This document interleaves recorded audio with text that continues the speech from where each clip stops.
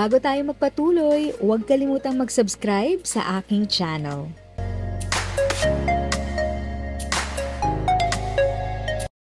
Thank you sa pag-click ng aking video. Good day po sa lahat ng mga nanonood. Sa mga bagong viewers at napadaan lang, by the way, I'm Tita Eda. Welcome to my channel.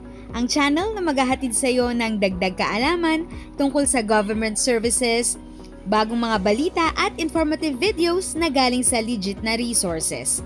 Mag-subscribe na para updated ka. Alam ba ninyo?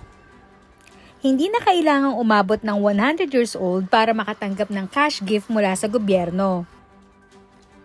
Dahil ito sa Expanded Centenarians Act of 2024. Centenarians Act of 2016, RA number 10868, dati 100 years old lang ang may 100,000 cash gift at ang Expanded Centenarians Act of 2024, RA number 11982 ngayon, may 10,000 pesos kahit 80, 85, 90 at 95 years old at kapag 100 years old ka, may 100,000 pesos ka pa rin na matatanggap. Sino ang qualified? Lahat ng Filipino senior citizens na nasa edad 80, 85, 90, 95 at 100 at naninirahan sa Pilipinas man o sa abroad. Paano mag-apply? Mag-submit ng application form, i-download sa ncsc.gov.ph o kunin sa inyong OSCA o LSWDO.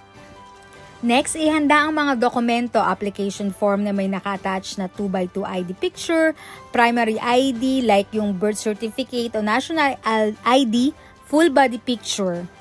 Walang primary ID, magpasa ng 2 secondary ID, tingnan ang listahan sa NCSC website o sa implementing guidelines. Katutubo o Muslim na walang PSA birth certificate, magsumite ng sertifikasyon mula sa NCIP o NCMF, makipag-ugnayan sa NCSC para sa detalye. Pangatlo, ipasa ang form at dokumento sa OSCA o LSWDO para sa mga nasa ibang bansa, Philippine Embassy, Consulate, DMW o sa CFO. Mag-apply 4 to 6 months bago ang inyong kaarawan. Paano matatanggap ang benepisyo? Galing ito sa OSCA ng LGU ang magbibigay ng schedule ng payout, dalhin ang OSCA ID, original at photocopy. Nasa ibang bansa, ipapadala sa inyong Philippine bank account. Para sa detalye o ibang katanungan, bisitahin ang www.ncsc.gov.ph. I-share ito sa ating mga lolo at lola, deserve nila ito.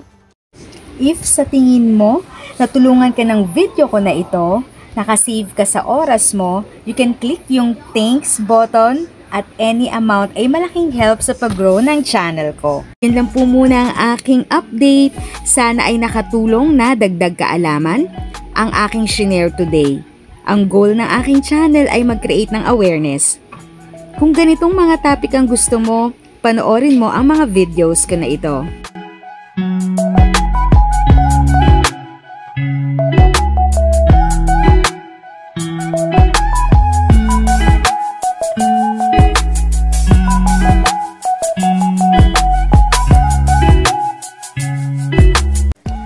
Thanks for watching! Kung may kapamilya, kaibigan o kakilala sa tingin mo ay magiging interesado sa video, please share or tag sila sa comment section. At syempre, if nagustuhan mo ang video, i-like mo na ito at subscribe ka na din. As always, feel free to write your questions, comments, and opinions respectfully. And continue to be a blessing and stay safe!